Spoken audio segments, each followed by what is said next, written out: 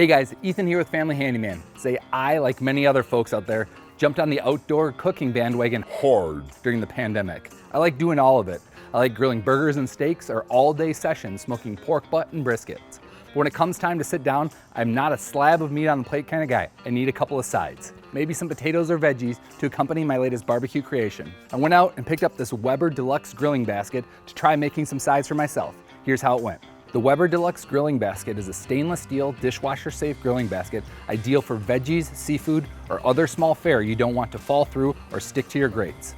It features easy grip handles, great for grabbing with a hot pad, oven mitt, or set of tongs, and comes in two sizes, the smaller 7.5-inch square and the larger 11 by 14.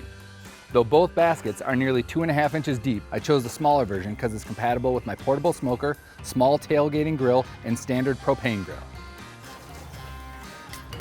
Since I've got this grill basket, I've used it a ton of times. From grilling veggies for salsa to Cajun shrimp and everything in between. You really can't beat it. It's durable, it's easy to use and handle, and best of all, it's a snap to clean. That's why the Weber Deluxe grilling basket is Family Handyman approved.